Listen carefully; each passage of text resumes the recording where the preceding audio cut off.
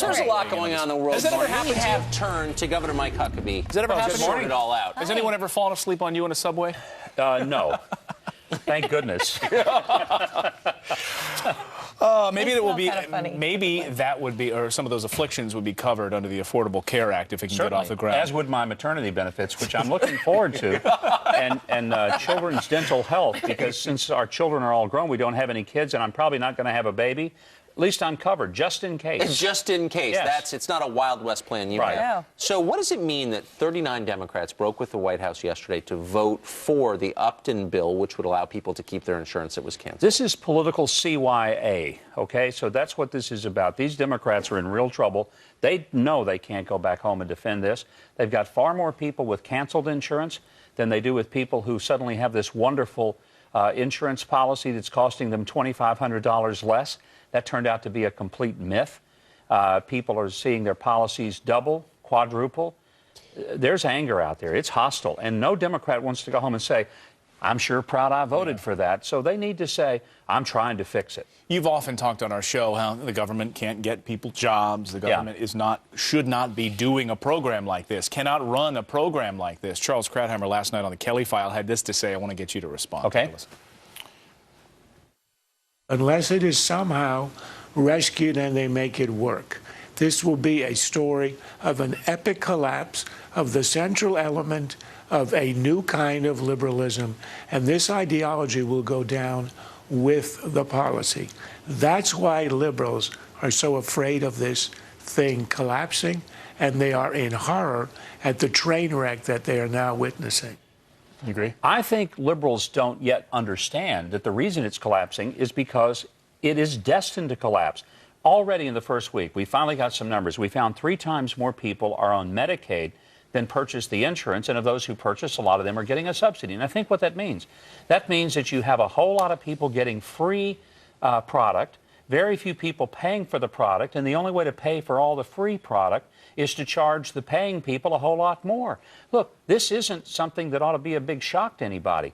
So I agree with Charles that liberals are in a panic, but I don't know that liberals actually get it. I don't think they're that smart. I don't think liberals are smart enough to understand that you cannot continue to give things away without someday having to pay for it. Somebody has to do that. Well, not just the rollout of the website, but the program seems to really be a debacle. No denying that. But the New York Times, you were recently comparing the Obamacare rollout to Hurricane Katrina for President Bush. Can you really compare the two? No, I mean, one's a man-made disaster, and that's Obama's rollout, and the other was a natural disaster. Now, I will be the first to concede there were some real problems in the way that the administration, the Bush administration, handled the first few days of Katrina. Our state took 75,000 people in 3 days.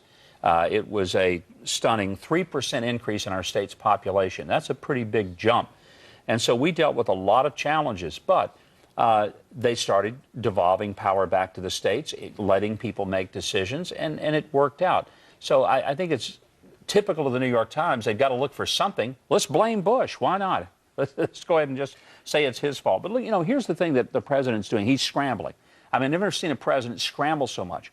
And this ridiculous notion that he tells the insurance companies, go ahead and let them keep their policy, shows how inept he is and how little he understands of how insurance regulations work. It takes months to change an insurance regulation. You have administrative hearings, you have all this process, and for him to say, just go ahead and offer those policies, it'd be like the President of the United States saying to McDonald's, we order you to put the McRib on the menu. Isn't that just trying to make them the bad guy? What I don't understand is it's not the president's job constitutionally. No. This guy's a constitutional law professor, supposedly, to make the law. He signs the law or vetoes it. The legislative branch writes it. How is it constitutional for the president to decide parts of the law just aren't working, so I'm going to change them? Not only is it unconstitutional, Tucker, but think about this.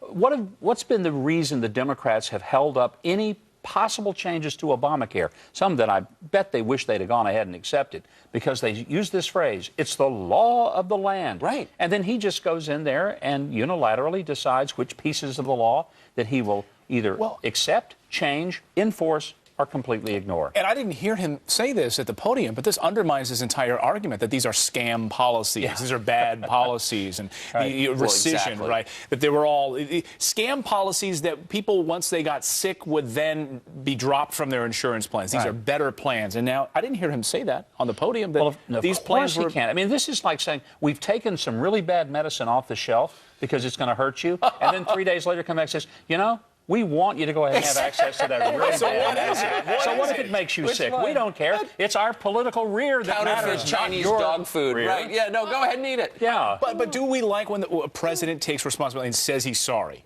I mean, is this going to help him? Does this wipe the slate clean for anyone? Well, I think what he's sorry for, he's sorry that his plan's not working. I don't know that he's sorry of the inconvenience that he's caused to the people who are either losing their health care or seeing their rates triple to the point that it's unaffordable.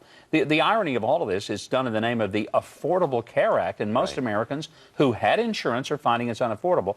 And let's never forget that we had 85% of the marketplace covered, 15% that weren't. We're disrupting 100% of the marketplace to fix the 15.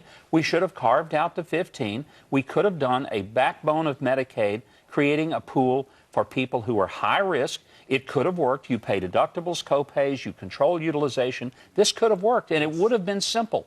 Exactly. Thank you for saying that. No one remembers that. This was all done on behalf of a tiny group. So tell us about what's on the show today. Well, we're going to have Rick Santorum. He'll be there to talk about Obamacare and the strategy of Republicans going forward. We've got a fascinating young man who has got an MBA from Fordham, can't find a job, so he sets up a little table in front of the biggest brokerage houses on Wall Street with coffee and donuts that he's given away along with his resume, looking for... Wow. You got to give him credit for the creativity. And Chris Jansen, country singer, will be with us tonight. Wonderful. It's going to be a great show. Fantastic. You'll catch that 8 p.m. tonight here on the Fox News Channel. Governor, great to see you. Good to see you guys. Thanks.